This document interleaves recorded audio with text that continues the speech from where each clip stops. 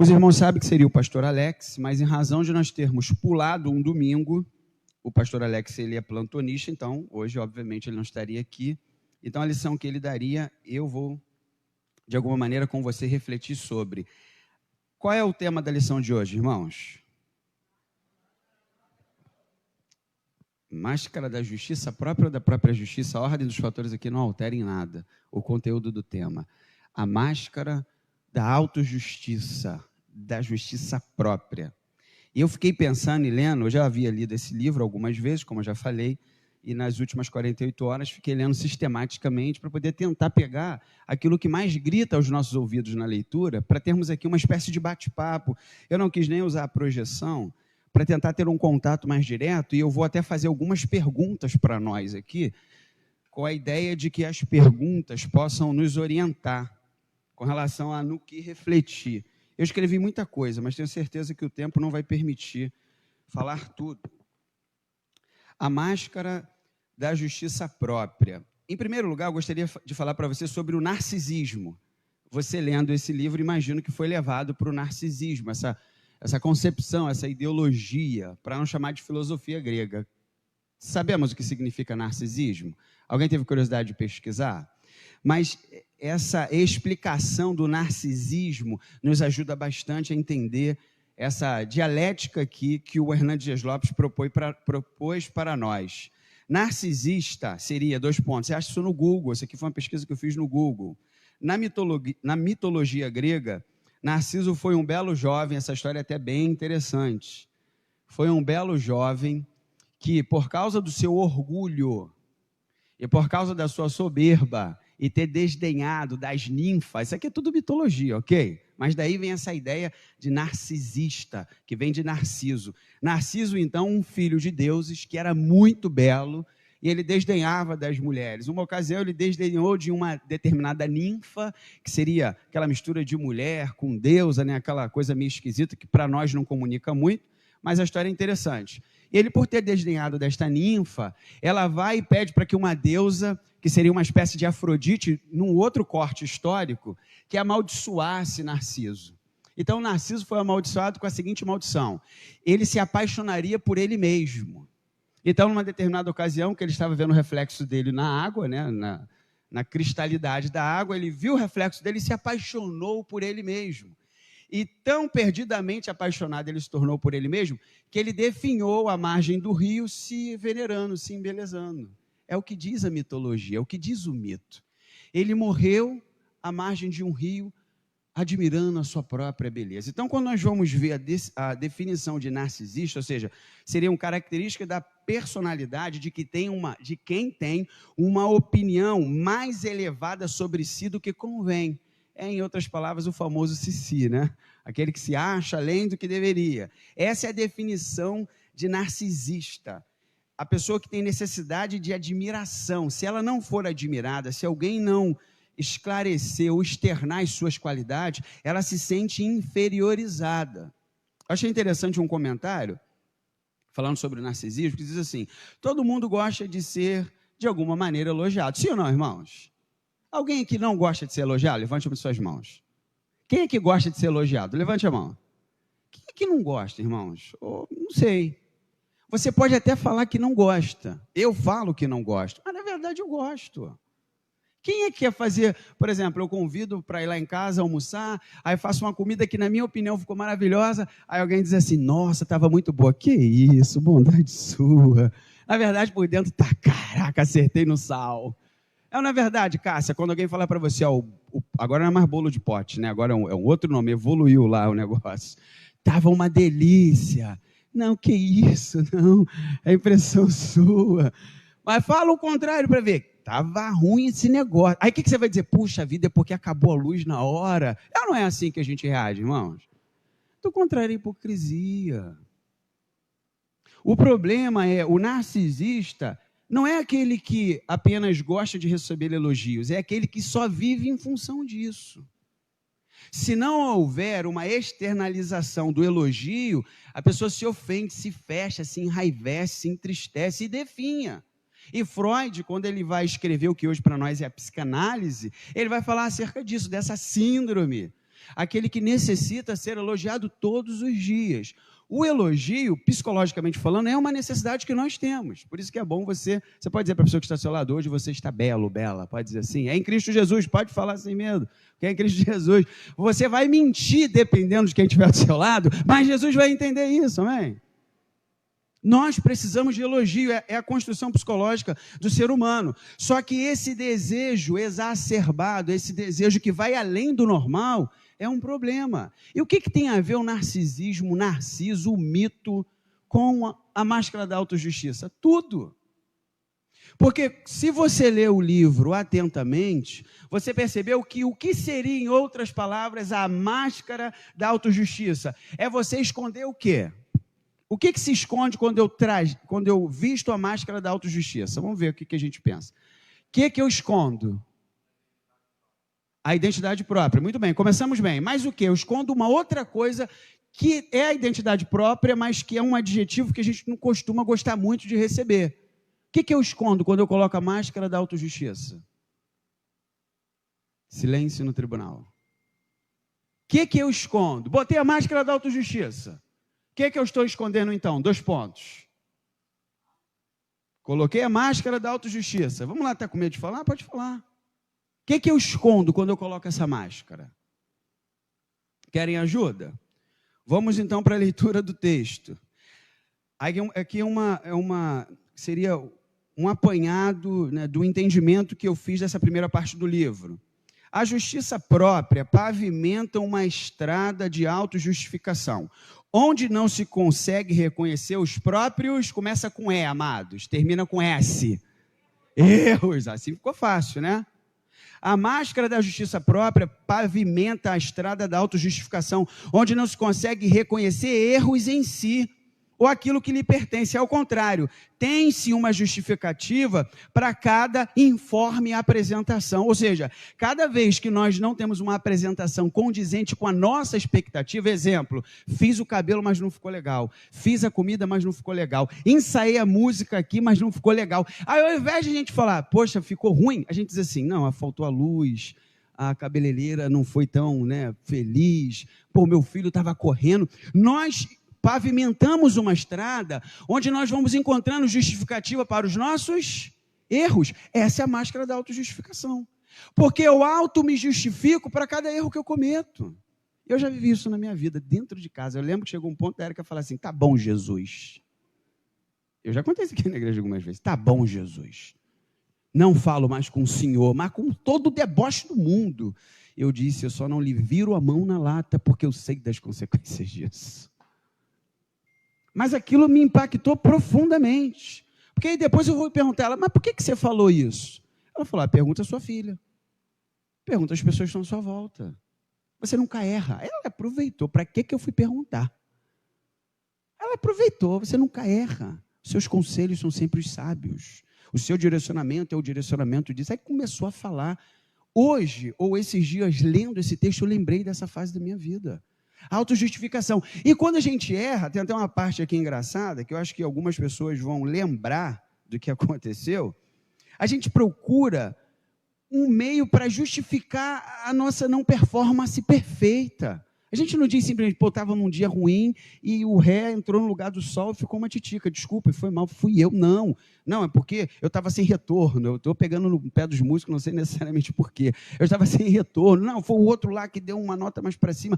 A gente não consegue simplesmente dizer, puxa, fui eu. Já viu no futebol, o cara que é humilde, ele erra, ele já baixa a cabeça, levanta a mão, acho que é um sinal de adoração a Deus e pedido de perdão, né? Por falar nisso, esses dias o camarada bateu um pênalti aí, eu estava fazendo trilha ontem, achei a bola aqui, no morro.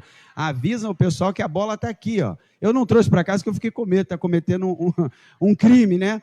Mas a pessoa não consegue. Eu acho muito interessante quando o jogador simplesmente fala assim, foi mal, desculpa, fui eu, a culpa é minha.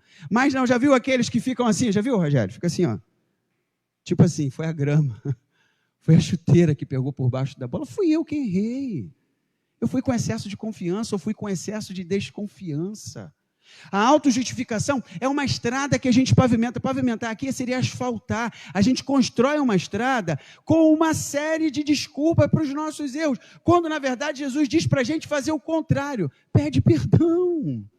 Reconhece que você errou e continua caminhando e diga para a pessoa que você ofendeu, por favor, me ajude em oração, porque nós não somos perfeitos. Pode dizer isso para a pessoa que está do seu lado, lindo, linda, eu com a síndrome do Hélito aqui, você e eu não somos perfeitos.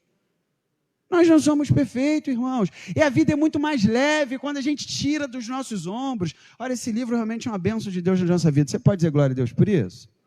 Porque tira um peso. Por que o pastor tem que ter esse escudo que protege ele, de que ele não erra, de que ele é santo? Isso é mentira, irmãos. Todos nós somos falhos, pecadores, necessitamos da graça de Deus. Isso aqui não é uma desculpa velada, né, carimbada, para que você possa errar sem se preocupar com isso, não tem nada disso.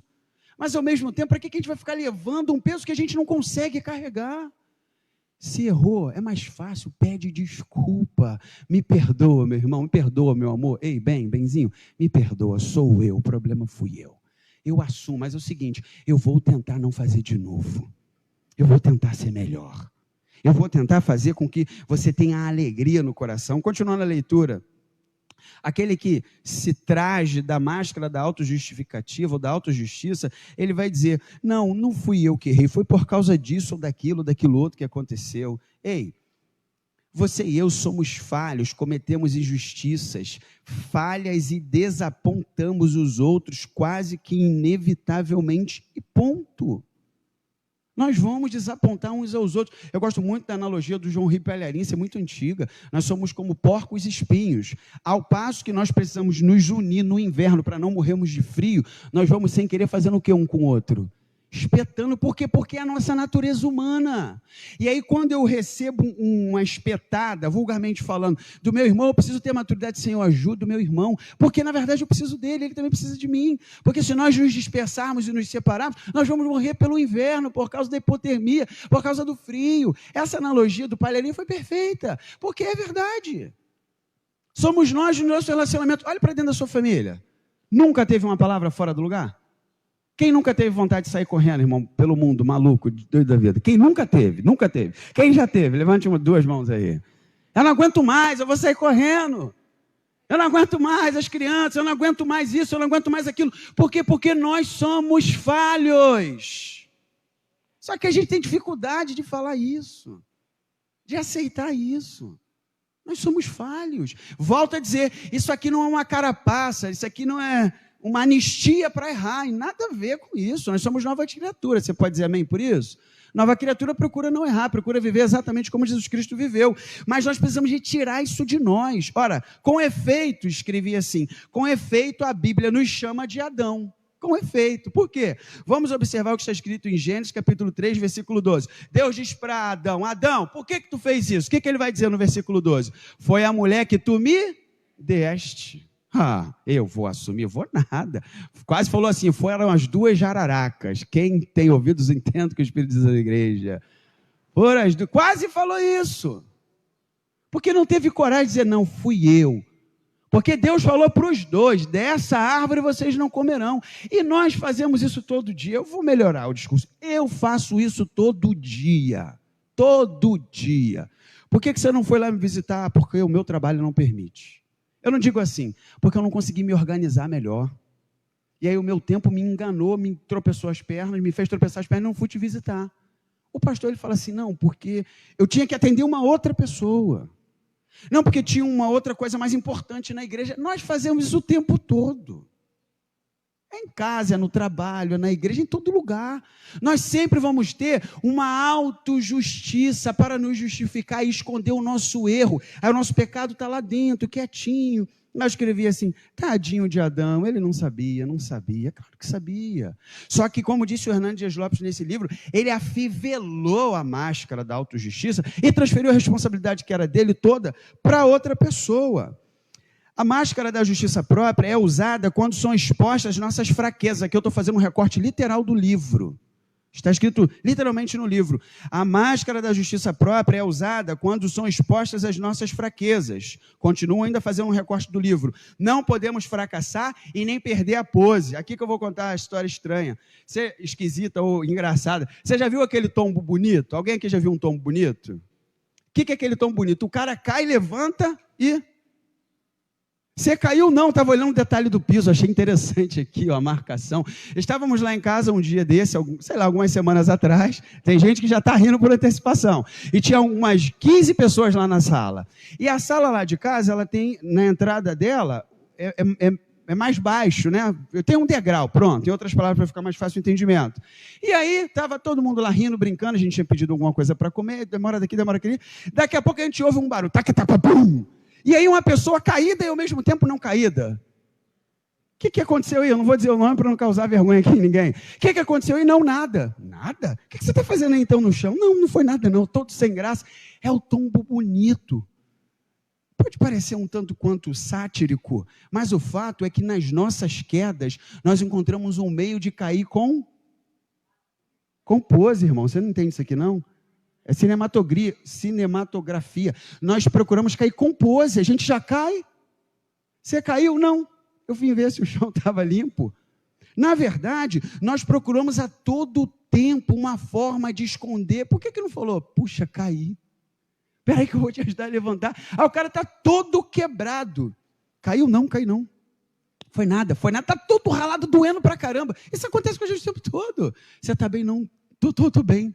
Quase morrendo, porque não, cara, está doendo, me ajuda aí, pega um gelo, puxa, me ajuda aí, me ajuda a levantar, porque essa máscara, desculpe a expressão mais dura, essa máscara maldita, que não nos permite ser quem nós somos, a máscara da autojustiça. Não toleramos ser mal compreendidos, um novo recorte literal do texto, nós não toleramos ser mal compreendidos, estamos sempre nos justificando, na verdade, nós acreditamos na mentira de sermos melhores que somos. Narciso disse essa mentira para ele mesmo. Aqui eu vou pegar um corte, né, pegar o exemplo apenas. Estou dizendo que isso aqui tem o peso da Bíblia Sagrada. Mas Narciso, se isso aconteceu, porque é uma mitologia, ele pegou isso para ele. Ele acreditou ser melhor do que era e morreu ali se admirando, envelheceu. Morreu. E nós a todo tempo fazemos isso. Quando a gente erra, o que a gente costuma dizer? Não, você não me entendeu direito. Irmão, vamos direto para o assunto. Ó, me perdoa. Não é a minha intenção. Vamos orar juntos? O Espírito Santo está falando nos nossos corações. Você crê assim, meu irmão? Me perdoa, vamos orar junto, me ajuda. Eu sou menor do que você. A gente não consegue viver o que Jesus falou. Se tu é o maior, então tu é o menor na verdade. Sirva ao teu irmão. A gente tem essa dificuldade. Não, eu preciso ficar me justificando. Não, eu não posso ser mal compreendido. Você não me entendeu direito. Olha, eu acho que você não me entendeu direito, mas tem uma grande possibilidade de eu ter errado. Você me perdoa então? Você me ajuda? Que eu quero te ajudar também. A gente quebra na hora a maldição que o diabo tenta, a teia que ele joga para nos fisgar. Quebra ali na hora. Na hora, irmãos, porque o pedido de perdão, ele quebra cadeias, correntes, ele quebra a hoste do diabo, o ódio, a inveja do outro lado vai nutrindo tudo isso, e nós ficamos nos inflando, não, foi ele, foi ela, é por isso, é por aquilo, isso dentro do casamento então, irmãos, é o que mais acontece, a mulher, ela se desentende com o marido no dia anterior, ou vice-versa, no dia seguinte está lá cortando cebola, chorando horrores, o que foi? Não, é a cebola, que nada, está nutrindo ódio, aquele infeliz, aquilo, e não era para ser assim, e não sei o quê, e está nutrindo aquele ódio, e vai um dia, 2 dias, uma semana, 15 dias, não era mais fácil ter dito, eu não gostei, me chateou, porque é duro às vezes você ouvir uma crítica direta, mas sara, irmãos, sara, é por isso que o sábio vai dizer lá nos provérbios, a palavra dura, ela até causa um certo desgaste, mas ela liberta, é a palavra verdadeira. Jesus vai se utilizar dessa sabedoria, desse provérbio, por isso que ele vai dizer que a verdade, ela liberta, mas a verdade em algum momento, ela causa um tanto quanto de desconforto, porque falar a verdade é um negócio muito complicado, amém, irmãos? Ilusão, ilusão, disse o sábio, tudo é ilusão. Eu achei muito interessante esse corte aqui, o que aconteceu antes vai acontecer outra vez, o que foi feito antes será feito novamente. Não há nada de novo neste mundo. Verso 11, estou lendo Eclesiastes capítulo 1, li o verso 2, o verso 9, agora eu leio o verso 11. Ninguém lembra do que aconteceu no passado. Quem vier depois das coisas que vão acontecer no futuro, também não vai lembrar delas. Você sabe o que eu estou querendo dizer aqui? A gente fica buscando um monte de justificativa por causa da nossa performance. Só que nada que você faça é novo. Nenhuma performance que nós possamos vir a alcançar será melhor do que outra, porque alguém antes de nós já fez melhor do que a gente. E alguém no futuro vai fazer melhor do que a gente. E outra coisa, isso aqui os pastores precisam entender muito bem. Nós seremos esquecidos. Vou pedir para você encomendar o vizinho novamente. Diga à pessoa que está do seu lado: nós seremos esquecidos. Isso é um problema. É um absurdo, mas vai ser esquecido. Eu me atreveria a dizer que uma das razões de Jesus ter estabelecido a ceia, olha só, é possível alguém esquecer-se de Jesus, irmãos? Na minha opinião, e eu acho que a igreja que nunca deveria cometer essa falha, ela esquece de Jesus. Por que o João, o apóstolo, escreveu pela ordem do próprio Senhor? Nós falamos isso aqui na última quarta-feira. Por que ele escreveu para a igreja de Laodiceia? Eu estou à porta aí? Ele estava do lado de fora.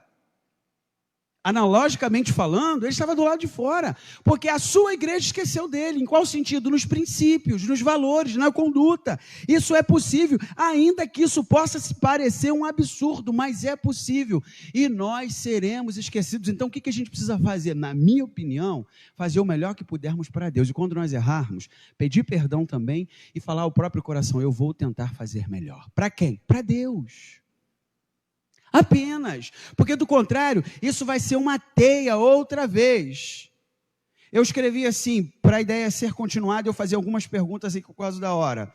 Deus não flerta ou é condescendente com a máscara da própria justiça. Por quê? Vírgula. Deus não flerta, nem é condescendente com a máscara da própria justiça. Observemos o que diz o texto de Lucas capítulo 18, do 10 ao 13. 2 homens foram ao templo para orar. Um era fariseu e o outro cobrador de impostos. Eu estou lendo a nova tradução da linguagem de hoje, ok? Linguagem. O fariseu ficou de pé e orou sozinho assim: ó Deus, eu te agradeço porque não sou avarento, nem desonesto, nem imoral, como as outras pessoas. Agradeço-te também, porque não sou como este cobrador de impostos, jejuo 2 vezes por semana e te dou a 10ª parte de tudo que ganho. Mas o cobrador de impostos ficou de pé, longe, bem longe, nem levantava, perdoe-me, o rosto para o céu, batia no peito e dizia: ó Deus, tenha pena de mim, porque eu sou pecador. Aí eu pergunto, o porquê que Jesus disse isso? Isso aqui não foi uma história verídica, nós sabemos que isso aqui é uma parábola. Foi uma ilustração que Jesus quis fazer para nos trazer um conhecimento eterno do seu próprio reino. O que Jesus quis dizer com isso? Ou melhor, qual foi o ensinamento de Jesus após contar essa história? Verso 14. E Jesus terminou dizendo: eu afirmo a vocês que este homem e não o outro voltou para casa em paz com Deus. Aí a frase de efeito: porque quem se engrandece será humilhado, e aquele que se diminui será engrandecido. Há consequências para aqueles que afivelam a máscara da autojustiça. Qual consequência? Não ser aceito por Deus. De qual personagem bíblico esse capítulo aqui trata com mais evidência? Quem vai acertar? De quem? Caim e Abel. Mas Caim é o personagem que ele utiliza-se aqui.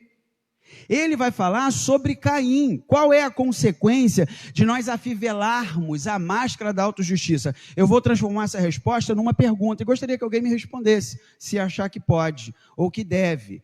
É possível separar o culto da vida diária? Se alguém responder não ou simples, eu gostaria que justificasse. É possível separar o culto da vida diária? Por quê?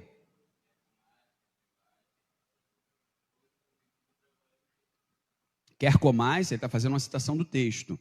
Quer comais, quer bebais, quer façais qualquer outra coisa, fazeis para a glória de Deus. Alguém pensa diferente ou concorda e gostaria de abranger mais esse porquê? Eu refaço a pergunta. Eu posso dissociar, eu posso separar o culto, né, a ideia mística de adoração, juntar as mãos, glorificar, orar, da minha vida diária? Trabalho, casa, lazer, família. Eu consigo separar isso? É possível? Quantos concordam que não é possível? Levante uma de suas mãos. Alguém gostaria de justificar? Por que eu não posso separar o culto da vida diária? Porque nós temos que viver uma vida. Alguém gostaria de complementar o que disse Anderson e Kathleen? eu penso muito parecido com eles. E aí eu vou utilizar o próprio texto que nós acabamos de ler para reforçar esse entendimento. O que Jesus estava dizendo? Ora, quando você é um hipócrita, e nós estudamos sobre a máscara da hipocrisia. Quem foi que deu aula mesmo? Já não lembro mais. Máscara da hipocrisia, quem lembra? Sem olhar a cola antes. Foi a Maria Rivolene, está ali atrás. Jesus está dizendo, o hipócrita, ele não é aceito por mim. Irmãos, eu vou te confessar que eu já li a Bíblia, e na verdade nós estamos até lendo a Bíblia novamente esse ano. Eu já li a Bíblia algumas vezes. Mas cada vez que eu leio, eu percebo uma coisa diferente que eu não havia observado. Também puder, é a palavra de Deus. Você já observou o que está escrito? Vamos abrir a Bíblia. Abre aí comigo, por favor, porque é digno de destaque. Consegue colocar no texto aí? Se conseguir na projeção? Nós vamos ler Gênesis capítulo 4, versículo 5. Nós vamos ler pausadamente para eu tentar aguçar em você o que tem a ver com essa proposição que eu fiz aqui agora. É possível separar o culto da vida diária? Nós vamos ler Gênesis capítulo 4, versículo 5.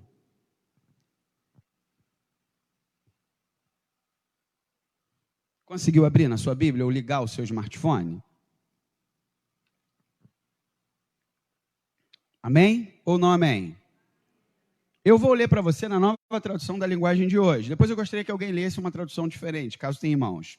Nova tradução da linguagem de hoje. Mas rejeitou Caim e a sua oferta. Caim ficou furioso e fechou a cara. Alguém tem uma tradução diferente? Possa ler? Em alto som. Gênesis 4, 5. Quem pode ler uma tradução diferente da nova linguagem de hoje? Alguém?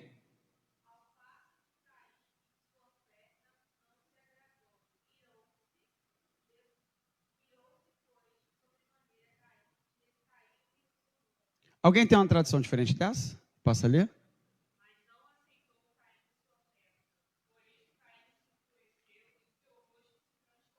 Eu vou fazer uma pergunta dentro da pergunta. O que Deus rejeitou? Muito bem. Mas tem uma ordem aí. Nós lemos 3 traduções diferentes. A ordem é a mesma. Quem primeiro Deus rejeitou? Caim, você concorda? Vou ler novamente agora pausadamente, ó. Mas rejeitou Caim e a sua oferta.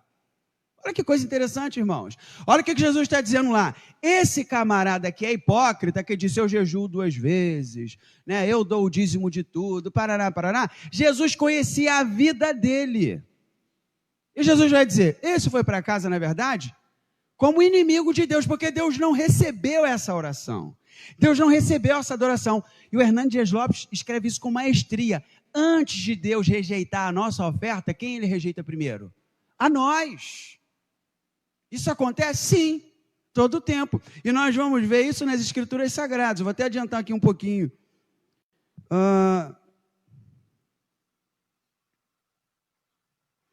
Mateus capítulo 5, consegue projetar aí antes, rapidamente, para ganhar tempo? Mateus capítulo 5, versículo 23. Seria possível Deus rejeitar o ofertante ou ofertador e a sua oferta? Vamos ver o que diz o texto? Mateus 5, 23. Mateus 5, 23 e 24. Na verdade, pode ser primeiro 23. Não, Mateus 5, aí está Mateus 23. Por um acaso está falando de hipocrisia dos fariseus, olha lá, é o Espírito Santo mesmo, né? Mas é Mateus 5. Vamos ler aqui na projeção. Vamos ler juntos esse texto? 1, 2, 3. Portanto, se você estiver oferecendo no altar a sua oferta a Deus e lembrar que o seu irmão tem alguma queixa contra você, deixe a sua oferta, pare aqui na vírgula, por favor. Se você for oferecer alguma coisa a Deus e lembrar que tem algum problema, o que você tem que fazer? Você tem que entregar a adoração a Deus? Isso aqui vai falar das nossas relações diárias. Porque o que seria hipocrisia? Eu estar aqui com as mãos levantadas, cheio de problema com alguns que aqui estão. cheio de indiferença, de ódio, de vontade de ver você longe. Isso é hipocrisia. Deus recebe? Não. Se não me engano, é o apóstolo Paulo que vai dizer que as orações são interrompidas quando o casal não está em concordância. Não adianta nada estar orando. Precisa lá primeiro concordar e consertar o problema. Então, se eu pergunto novamente, nós mesmos podemos agora responder com mais clareza. Existe diferença entre o culto e a vida diária? Não, não existe. É possível separar? Não, não é possível separar. Quem ou o que Deus rejeita quando está oferecendo oferta e tem problemas? Os dois. Vamos continuar a leitura aqui. Deixe a sua oferta ali, 1, 2, 3, na frente do altar, e vá logo fazer as pazes com o seu irmão. Depois volte e ofereça a sua oferta a irmãos. Isso precisa ficar claro para nós. O Hernandes Dias Lopes escreveu assim: Deus não recebe a adoração divorciada da vida. Achei forte essa palavra dele, pesada. Ele usou o termo divórcio, um termo forte para nós. Deus não aceita a oferta divorciada da vida, ou seja, não adianta nós sermos uma performance aqui. Somos uma performance, cantamos bem, nos interagimos uns com os outros bem, nós afivelamos uma máscara que na verdade não é quem somos, e somos o político perfeito, e nos relacionamos, aquela coisa toda maravilha, e quando a gente sai daqui, é uma outra pessoa, é um outro alguém. Deus não aceita a oferta divorciada da vida. Que frase impactante, eu fiquei pensando e coloquei até aqui em negrito. Eu pretendo até colocar no grupo da igreja essa orientação aqui com essas perguntas, com essa forma de pensar, lá no grupo da igreja, para você poder, querendo, refletir um pouco mais sobre esse capítulo e ler isso novamente, ler esse texto novamente do livro, porque tem muito ensinamento para o nosso coração. Aí eu escrevi assim, para nós encerrarmos, faltam 3 minutos para as 10. Qual é a diferença entre adoração e adoradores? Eu tive dificuldade para poder causar uma certa distinção, e tem, mas eu confesso que eu tive bastante dificuldade. Talvez com o que eu escrevi aqui não vai ser tão claro para você, mas eu cheguei à seguinte concepção: a adoração é a ação isolada, é a adoração, um ato, um efeito, uma ação, enquanto o adorador é o caminho pelo qual a adoração é recebida por Deus. Porque se nós formos pensar na originalidade da palavra, adorar é servir, concordam com isso? Adoração é serviço, seja um serviço de cantar, como o Ministério do Louvor faz, seja um serviço de introduzir, como os diáconos estão ali na porta, quaisquer outras coisas. Isso é adoração, é a ação da coisa. E o que é o adorador? É o canal, é o meio, é a ferramenta, é um instrumento. E nós precisamos entender que o que Deus se preocupa é com o canal, é com o meio, é com o instrumento, não é com a adoração. Por quê? São as motivações. O que me motiva a cantar? O que me motiva a estar aqui pela manhã agora? Por que eu vim aqui?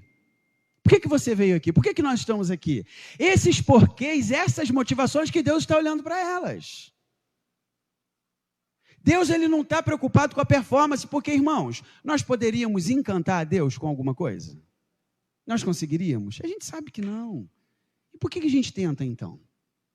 Por que a gente não consegue ser igual aquele publicano? Chegar aqui na frente e ajoelhar, Senhor, me perdoe, eu sou um pecador, eu vacilei nisso, eu vacilei naquilo. A gente tem até vergonha de orar e alguém ouvir. Não, vai saber que eu fiz, que eu falei. Porque nós, a igreja, vou falar do meu contexto, nós nos enceramos, pusemos muita cera em nós. A gente aprendeu aqui na segunda aula, né? A originalidade da palavra sincero, sem cera, sem maquiagem, né? Dos produtos que não eram originais, da face dos artistas lá na Grécia Antiga, sem cera. Autêntico, como dizem os globais, estou de cara limpa. Normalmente o de cara limpa é muito mais feio do que da cara encerada, diga-se de passagem. Mas ser sincero é ser quem nós somos. E ser quem nós somos, irmãos, em outras coisas, além de nós alcançarmos o contentamento de Deus, é uma vida de leveza, de liberdade. Eu não tenho que ficar ostentando nada, eu tenho que ficar demonstrando que eu não sou, porque isso é um peso, irmãos. É um peso. Porque na hora que você for visto de calça curta, você não vai saber o que fazer. A Priscila bem falou com relação a isso aqui, uma das que ministrou, com relação a Naamã. Imagina o peso que aquele homem levava, porque para todos que não conheciam a sua lepra, ele era a imponência em pessoa. Mas que peso terrível que se carrega. Que peso terrível. Quando, na verdade, a Bíblia nos convida para uma outra postura. Deixe-me ler o que eu escrevi para a gente finalizar. Se a vida diária não pertencer a Deus, o nosso culto é abominável. Malaquias 1:10. Olha o que Deus diz. Se um de vocês fechasse as portas do templo, assim ao menos não acenderia o fogo do meu altar inutilmente. Malaquias 1:10. Deus preferiria que o templo fosse fechado do que ter hipócritas acendendo a lâmpada no altar, que era uma obrigação lá de Moisés, lembra? O fogo arderá continuamente sobre o altar e não se apagará. Deus não permitiu, vocês vão acender a primeira vez e nunca mais vai poder apagar. Tem que ficar aceso continuamente. Olha o que Deus diz através do seu profeta. Quem dera se vocês fechassem a porta do templo, para que não acendessem inutilmente o fogo sobre o altar. Ponto continuativo. Não tenho prazer em vocês, diz o Senhor dos Exércitos, não aceitarei a vossa oferta. Isaías capítulo 1, a partir do versículo 13. Deus vai dizer, eu estou cansado das vossas festas de lua nova. Estou cansado. Aquilo que Deus havia estabelecido, ele não queria mais receber. Por quê? Porque era a hipocrisia que adorava. Era a hipocrisia que encenava. O judeu, no seu ego inflado, ele começou a ser apenas pirotecnia, desculpa a expressão mais chula, apenas apresentação, não havia sinceridade e Deus não aceita isso. Eu vou concluir aqui, antes de Deus aceitar uma oferta, primeiro ele aceita a vida, uma transcrição literal do texto, está escrito aí, você passou por essa frase. Antes de Deus aceitar uma oferta, primeiro ele aceita a vida, ou seja, primeiro ele aceita a pessoa. Deus não está preocupado com a sua canção, com a sua adoração, com o seu dinheiro, com o seu dízimo. Ele não está olhando para isso. Ele está olhando para você, para mim, para nós. Continuo lendo. Deus está mais interessado no que somos do que no que fazemos. Isso aqui deva nos levar à reflexão. Porque o que fazemos pode ser apenas pro forma. Gentileza, educação, uma questão de ser aceito, de se sentir aceito, de ser politicamente correto. Mas Deus não está preocupado com o que você faz. Deus está preocupado com o que você é. Por isso que eu já disse algumas vezes aqui. Eu não sou o que digo, não sou o que quero, nem o que pensam de mim. Eu sou aquilo que eu vivo todos os dias. Uma coisa é o pecado contra um acidente, conforme contou o profeta Natan lá para o rei Davi. Olha a analogia que ele faz. Havia um homem, um fazendeiro, que recebeu um viajante. A figura do pecado ali é o viajante. Um viajante, um andarilho. Alguém que não estava, mas de repente chegou. E por causa dessa chegada inusitada, olha a desgraça, desculpa a expressão forte, que aconteceu na vida de Davi. E Natan vai dizer, esse viajante foi na casa de uma pessoa, essa pessoa roubou a ovelhinha da outra pessoa, matou e deu para ele comer. Viva o Senhor, vai ter que fazer 4 vezes mais. É você, Davi, com aquele dedão de indicação. É você. A vida vem antes do serviço. A vida vem antes do serviço. A verdade vem antes da adoração. Essa aqui eu gostaria que você repetisse junto comigo. Podemos? A partir do 3? 1, 2, 3. Eu falo, você repete. A verdade vem antes da adoração. Eu estou fazendo aqui só recortes originais do texto. Está tudo aí no livro. Se você não atentou para essas coisas que eu estou dizendo, é porque às vezes a gente faz aquela leitura apressada. De ontem para hoje eu fiquei quase a madrugada toda, lendo, relendo, escrevendo. Aí a gente percebe mais detalhes. Eu, a primeira vez que li, não havia percebido isso com tanta ênfase. A verdade vem antes da adoração. E olha que frase fantástica do Hernandes. A motivação é mais importante do que a ação. O porquê fazemos é mais importante do que fazemos. E a gente precisa refletir acerca disso. E agora eu encerro de verdade mesmo. A mesma verdade que dirige um, endurece o outro. Por quê? A mesma palavra de Deus para os 2 irmãos Caim e Abel fez com que Abel agradasse a Deus e fez com que Caim pecasse contra Deus. Aí o Hernandes vai dizer, o mesmo sol que endurece o barro amolece outra coisa. Vou ver quem lembra. Eu falo, você completa. Pelo amor de Deus, não me deixe envergonhado. O mesmo sol que endurece o barro amolece um artigo feminino. Aliás, um substantivo feminino. Começa com C, tem o E, o R e o A no final. O mesmo sol que endurece o barro amolece a cera. E é uma verdade. É o mesmo sol. A mesma orientação de Deus levou Abel à adoração e Caim ao pecado. Caim não voltou para Deus. O que é que Deus faz com Caim? Ele amaldiçoa Caim? Ele chama Caim, porque tu te levaste por esse caminho, Caim. Eu não te avisei. Lembra o que Deus falou para Caim? Quando ele ficou chateado com Deus? Caim, o pecado bate a porta, Caim. Cabe você dominar. Ele ouviu essa orientação de Deus? Não. Ele foi lá e matou o irmão dele. Deus já sabia de tudo aquilo. E depois Deus vai até Caim. Caim, cadê seu irmão, Caim? Eu lá sou guardador da vida do meu irmão. Dureza do coração, irmãos.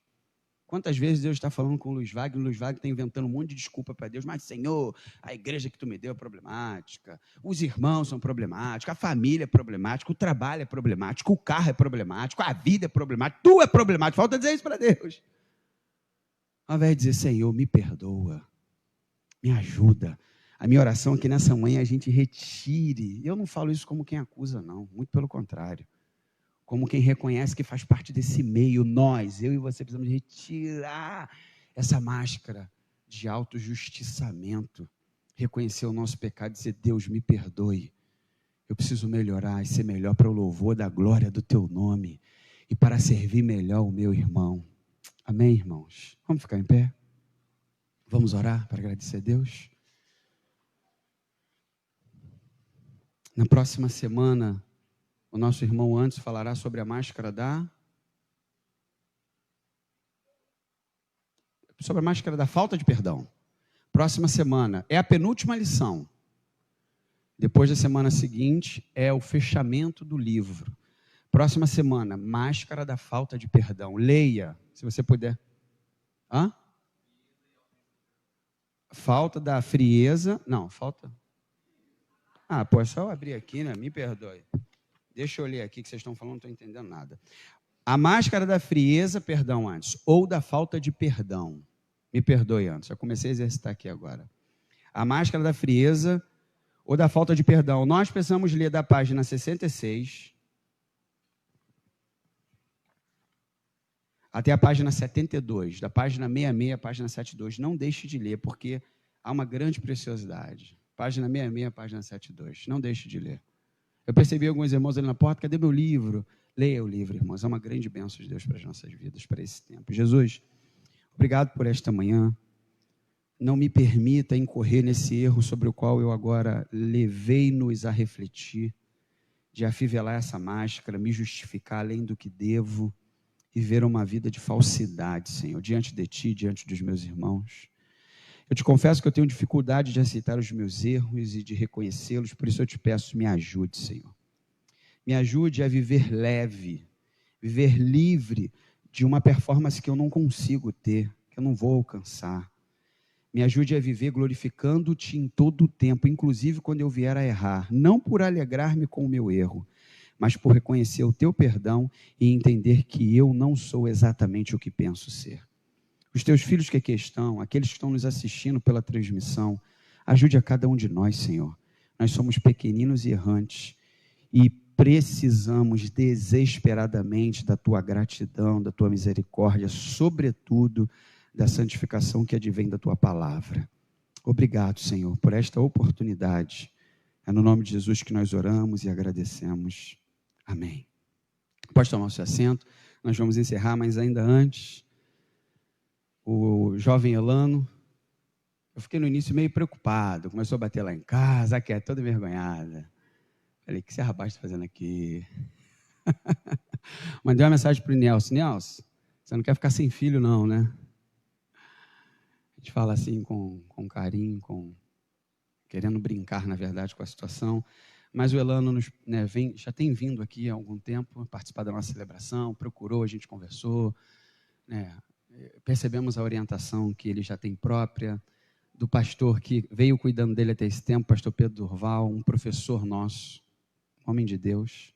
Tive o prazer de ser ministrado por ele enquanto ainda estava lá na Academia do Saber, no Seminário Teológico Batista Norte Caxiense, o nosso seminário. Aliás, nós temos feito mais propaganda do nosso seminário. Se você tem um chamado, se você se sente vocacionado, eis a oportunidade de você ser comissionado e afiado enquanto uma ferramenta para o serviço do Senhor. E ele conversou, foi instruído pelos seus pais, e eu também conversei com o Niels, por ser o Elano ainda um adolescente jovem.